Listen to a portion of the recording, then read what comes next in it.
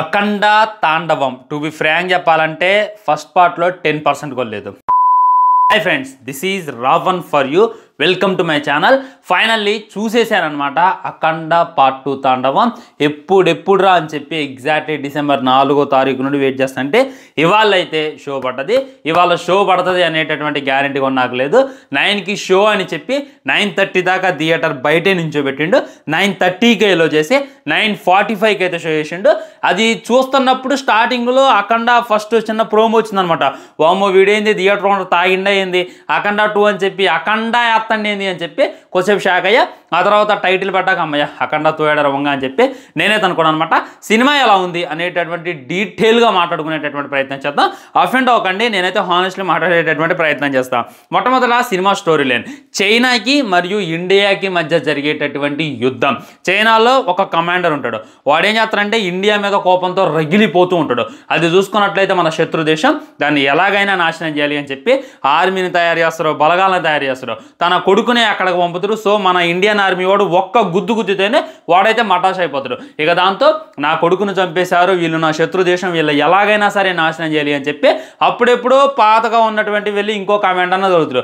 ఆడు చూసుకున్నట్టయితే భగవద్గీత చదువుతూ ఉంటాడు. నువ్వేంద్ర భగవద్గీత చదువుతావు అంటే నీకు ఆ యొక్క ఇండియాని కొట్టాలంటే వాళ్ళ యొక్క దేవుణ్ణి కొట్టాలి, వాళ్ళ దేవుణ్ణి ఎలా కొట్టాలో నేర్చుకుంటాను రా అని చెప్పి ఇది చెప్తున్నాడు. వీళ్ళిద్దరు కూడా చేతులు కలుపుతారు. సో వీళ్ళిద్దరూ కలిసి దేశాన్ని ఎలా నాశనం చేశారు.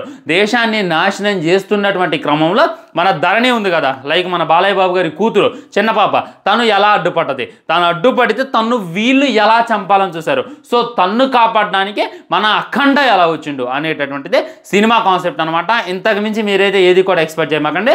ఇదే స్టోరీలే నేను ఆల్రెడీ ట్రైలర్ చూసి టీజర్ చూసి మీతో మొత్తుకుంటూనే ఉన్నా. ఏంది స్టోరీ లేని అని చెప్పి ఏం పెట్టుకోమాకండి, ఇదే స్టోరీ లైన్ ఉంటుంది. సో నాకైతే నేను స్టార్టింగ్లో ఒక పాయింట్ చెప్పే కదా, అఖండ పార్ట్ 1లో 10% కూడా లేదు అనేటటువంటి ఒక మాట చెప్పే కదా. ఆ మాట ఎందుకన్నా అనేటటువంటిది ఇన్ డీటెయిల్ మాట్లాడేటటువంటి ప్రయత్నం చేస్తా. మొట్టమొదట ఈ సినిమా కాన్సెప్ట్ అయితే దేవుడు దేవుడు దేవుడు దేవుడు. నాకు తెలిసి దేవుడు దైవం అనేటటువంటి పదం ఒక 100 సార్లు వినొచ్చు ఈ సినిమాలో. మొత్తం అదే.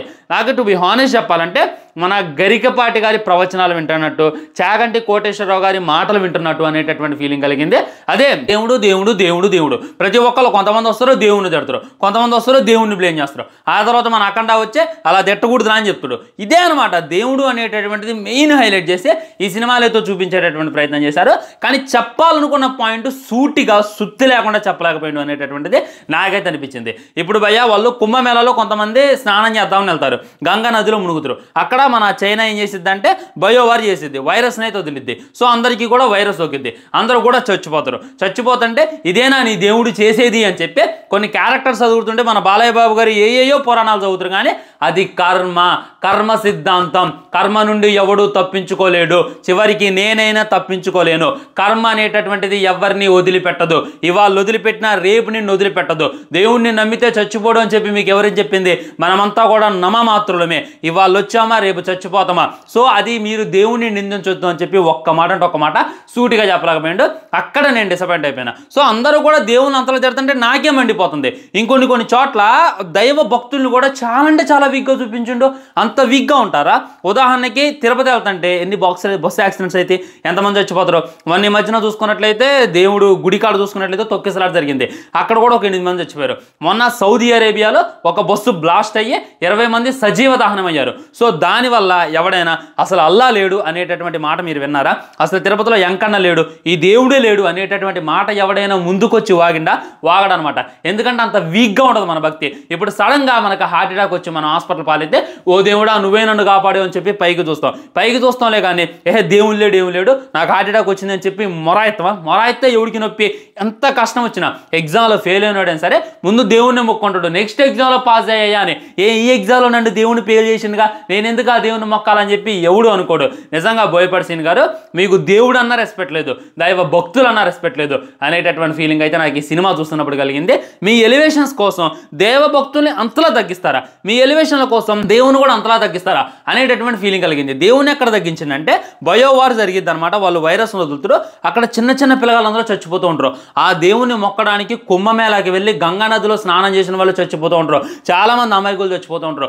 ఆ టైంలో దేవుడు రాడు. సో ఆయన కోసం, ఆయన గుడికి వచ్చిన వాళ్ళ కోసం దేవుడు రాడు. కానీ మన అఖండ వాళ్ళ తల్లి చనిపోతే తన చివరి కోరిక అఖండతో తల కొరివి పెట్టించుకోవాలని, తన కోసం ఆ మహాశివుడే అఖండ రూపంలో వచ్చి తల కొరివి పెట్టి వెళ్ళిపోతారు. ఈ లాజిక్ నాకు అర్థం కాల. అంటే దేవుడికి ఓన్లీ అఖండ గారి అమ్మవారే ఇంపార్టెంటా, మిగిలిన వాళ్ళు ఎవరు ఇంపార్టెంట్ కదా అనేటటువంటి చిన్న లాజిక్ అనమాట. సో తన సినిమాని ఎలివేట్ చేసుకోవడానికి, తన సినిమాని ఇది చేయడానికి దేవుణ్ణి తక్కువ చేసిండు, దైవాన్ని పూజించేటటువంటి భక్తుల్ని తక్కువ చేసిండు. సో మన బోయపాటి సీన్ గారికి ఒక ఆర్మీ అన్నా రెస్పెక్ట్ లేదు, ఒక పిఎం అన్నా రెస్పెక్ట్ లేదు, ఒక సీఎం అన్నా రెస్పెక్ట్ లేదు, ఒక పోలీస్ అన్నా రెస్పెక్ట్ లేదు, ఒక దేవుడు అన్న రెస్పెక్ట్ లేదు, దేవుడి యొక్క భక్తులన్నా రెస్పెక్ట్ లేదు. ఎవరైనా సరే ఆయన ఆపాలి. ఏం ఎలాగే వదిలేస్తే ఇంకా ముందు ముందు ఏం చేస్తారు అనేటటువంటిది మీ ఊహలకి వదిలేస్తున్నా. ఇవి ఫ్రెండ్స్ నాకు నచ్చినటువంటి పాయింట్స్. నచ్చినటువంటి పాయింట్స్ చెప్తా చూడండి. సో మీరు ఓన్లీ ఈ ఫస్ట్ పాయింట్ చూసి నన్ను అయితే తిట్టుకోవద్దు. నాకు సినిమాలో బాగా అంటే బాగా నచ్చింది ఇంటర్వెల్ ఫైట్ సీన్స్. బబ్బా ఒక ఫ్లాష్ మ్యాన్ పనికిరాడు, ఒక థోర్ పనికిరాడు, ఒక హల్క్ పనికిరాడు. అసలు ఎవెంజర్స్లో ఇన్ఫినిటీ వార్లో ఉన్నటువంటి ఏ విధమైనటువంటి ఎవెంజర్ మన బాలయ్య బాబు గారు ముందు సరిపోరు. హానెస్ట్గా చెప్తున్నా. ఆ కొట్టుడేంది, ఆ ఉరుకుడేంది, ఎక్కడ మయమే అక్కడ చదువుతాడు, అక్కడ మయమే ఎక్కడ వస్తాడు. క్లైమాక్స్లో ఒక ఫైట్ ఉంటుంది భయ్యా. మన బాలయ్య బాబు గారు అయితే 5గురులాగా వస్తారనమాట. అంటే లైక్ మన బెంటెన్ చూసుకున్నట్లయితే ఇలా హీరో టైం అని చెప్పి కొట్టుకోగానే 5గురు అయిపోతారు కదా తను. అదేవిధంగా మన బాలయ్య బాబు గారు కూడా 5గురులాగా వస్తారనమాట. ఇది హైలైట్. నాకైతే వేరే లెవెల్ అనిపించింది. కొంతమంది దీన్ని ట్రోల్ చేయొచ్చు, కొంతమంది ఇది నచ్చకపోవచ్చు, ఇదేంద్రా లాజిక్ లేకుండా ఉంది అని చెప్పి అనిపించవచ్చు. బోయపాటి సీన్ గారి సినిమాలో ఏం లాజిక్స్ మీరు ఎతకమాకండి. లాజిక్ చెప్తే మీరు బొగ్గగలుగుతారనమాట. ఇంకో చోట అయితే మన హెలికాప్టర్ ఫ్యాన్ ఉంటుంది కదా, ఆ ఫ్యాన్ షోల మీద పెట్టుకుని తిప్పుతుంటే మైండ్ మింగింది. సో థియేటర్లో ఉన్న ప్రతి ఒక్కరు కూడా ఇది ఎక్కడి మాస్రా మామ అని చెప్పి అవుతున్నారు అనమాట. సో ఇంటర్వెల్ ఫైట్ సీక్వెన్స్ అయితే వేరే లెవెల్ ఉంటుంది. క్లైమాక్స్లో వచ్చేటటువంటి ఫైట్ కూడా అలా ఎలా ఉంటుంది. ముఖ్యంగా వన్ మ్యాన్ షో మన బాలయ్య బాబు గారు అయితే తన యొక్క భుజాల మీద తీసుకొని సినిమాని ఎలా ముందుకు తీసుకెళ్లేటటువంటి ప్రయత్నం చేసిండు. మధ్యలో బోయపాటి సీన్ గారి హ్యాండ్ ఇచ్చినా కానీ బాలయ్య బాబు గారు అయితే హ్యాండ్ ఇవ్వలేదు. ఆది పినిశెట్టి క్యారెక్టర్ నన్ను బాగా డిసప్పాయింట్ చేసింది. పొత్తడు తన్నులు జంతులు పోతుడు, ఒత్తడు నేను ఆ క్షుద్ర పూజలు నేర్చుకున్నాను, నేను ఈ క్షుద్ర పూజలు నేర్చుకున్నాను, నేనంటే ఏమనుకుంటున్నావా అని చెప్పి ముందుకు వస్తాడు. ఉత్తవాలో తన్నులు తింటాడు పోతాడు. ఇదే పని రావటం తన్నులు తింటం పోవటం. ఈ మాత్రానికి నేను అసలు విలన్గా ఎందుకు తీసుకున్నారు? ఒకసారి దెబ్బతిన్నోడివి పారిపోవాలి కదా. మళ్ళీ ఏదో పోటుగాల్లాగా వచ్చి నీ తండ్రిని చంపినోడు ఎవడో తెలుసా, నీ తండ్రికి నాకున్నటువంటి సంబంధం ఏందో తెలుసా, వాడిని నేను చంపుదాం అనుకుంటున్నా, రా వాడి చావు నీకు చూపిస్తా అని చెప్పి పోయి వాడి చేతిలో చస్తాడు. అసలు ఆది పినిశెట్టిని వాడుకునేటటువంటి విధానమైనా మిగిలిన విలన్స్ని వాడుకున్న దాంట్లో 10% కూడా ఆది పినిశెట్టిని వాడుకోలేదు అనేటటువంటి ఫీలింగ్ కలిగింది. బాలయ్య బాబు గారు యాక్టింగ్కి అయితే వంకబెట్టలేదు, ఆయన పర్ఫార్మెన్స్కి అయితే వంకబెట్టేది లేదు, ఆది పినిశెట్టిని సరిగ్గా వాడుకోలేదు అనేటటువంటి ఫీలింగ్ కలిగింది. ముఖ్యంగా నాకు బాగా డిసప్పాయింట్ చేసింది సంయుక్త మీననే. సంయుక్త మీనన్ అంటే తను ఒక సైంటిస్ట్ లాగా, ఒక ఆర్మీ ఆఫీసర్ లాగా ఒక్కొక్కసారి గన్నుతో ఫైట్ చేస్తుంది, ఏదేదో చేసిద్ది. సో ఏంటంటే వైరస్ వచ్చి కుంభమేళాలో స్నానం చేసిన వాళ్ళందరినీ కూడా చంపేస్తూ ఉంటుంది 6 గంటల్లో. సో ఒక యాంటీట్యూడ్ని అయితే వీళ్ళైతే కనిపెడతారనమాట. కనిపెట్టిన తర్వాత నా మీద ప్రయోగించండి ఆ వైరస్ అంటది. ఇది ఎక్కడో చూసినట్టుంది సేన, ఎక్కడ తెలుసా? క్రిస్ 3 సినిమాలో, ఇంకా చాలా సినిమాల్లో ఈ విధంగా యాంటీట్యూడ్ అసలు పనిచేస్తుందా లేదా అని చెప్పి ముందు వైరస్ని పరీక్షించుకొని ఆ తర్వాత యాంటీట్యూడ్ని అయితే ఎక్కించుకుంటారనమాట. ఒక క్రిష్ని కూడా కాపీ కొట్టేసిండు, ఒక బెంటెన్ కూడా కాపీ కొట్టేసిండు, ఏది వదలకుండా అన్ని కాపీ చేసి మిక్స్ చేసిండు. సో నాకు కలిగినటువంటి డౌట్ ఏంటంటే మన ముందు ఏ కుక్కకో, ఏ పందికో, ఏ నక్కకో, ఏ ఊరపందికో, ఏ చిలకో దేనికో వైరస్ ఎక్కించవచ్చు కదా. వైరస్ ఎక్కించిన తర్వాత మీరు తయారు చేసినటువంటి ఆ యాంటీట్యూడ్ ఎక్కించి అది దాని మీద పనిచేస్తుందా లేదో అనేటటువంటి చూడొచ్చు కదా. ఇదే లాజిక్. సో లాజిక్స్ గురించి మాట్లాడదు కదా. సో అసలు అర్థం లేనటువంటి సీన్లు అయితే చాలా ఉన్నాయి ఫ్రెండ్స్. ఓన్లీ మా బాలయ్య బాబు గారు మాస్ కావాలి అని అంటే మట్టికి ఇంటర్వెల్ ఫైట్ అయితే పీక్స్ ఉంటుంది. ఇంకా అది మినహాయింపి నాకు పార్ట్ 1 అంతా ఎక్కడ అనిపించలేదు. ఎందుకంటే నాకు పార్ట్ 1లో ఆ పోలీస్ స్టేషన్ సీన్ అయినా, ఆ ఇంటర్వెల్ ఫైట్ అయినా, క్లైమాక్స్ ఫైట్ అయినా ఇవన్నీ కూడా గూషం తెప్పిస్తాయి. అంతేందుకు మన చిన్న బాలయ్య బాబు గారి ఎంట్రీ ఫైట్ కూడా వేరేలా ఉంటుంది. కానీ ఇందులో మన చిన్న బాలయ్య బాబు గారి ఎంట్రీ ఫైట్ అంతలా అనిపించలేదు. అండ్ తమనన్న వత్తన్న నీ దగ్గరికే వస్తున్నా, నిజంగా తమనన్న ముందే చెప్పేసిండు మీరంతా కూడా సౌండ్ బాక్స్ని జాగ్రత్తగా పెట్టుకోండి, తర్వాత తగలబడిపోతే నన్ను నడొద్దు అని చెప్పి ఆల్రెడీ తను చెప్పిండు. తను చెప్పింది నిజమే. ఓన్లీ మ్యూజిక్ ఆన్ చేసి వెళ్ళిపోయిండు. ఇంకా గీయ అంటుంది భయ్య. సినిమా చూసి వచ్చి 1 గంట అవుతుంది అయినా కానీ ఇంకా గీయ అంటుందంటే ఇంకా అర్థం చేసుకోండి. తమనన్న కూడా డ్యూటీ చేసిండు, తనైతే అనడానికి లేదనమాట. అనేది ఎవరు నేను ఉందంటే బోయపాటి సీన్ గారిని కొద్దిగా రెస్పెక్ట్ ఇవ్వండి ప్లీజ్. భక్తులకైనా దేవుడికైనా దయచేసి రెస్పెక్ట్ ఇవ్వండి. సనాతన ధర్మం అని అంటూనే ఉన్నారు. అంటే అంత నిబ్బగాలు కాదు దేవుని పూజించేటోళ్ళు.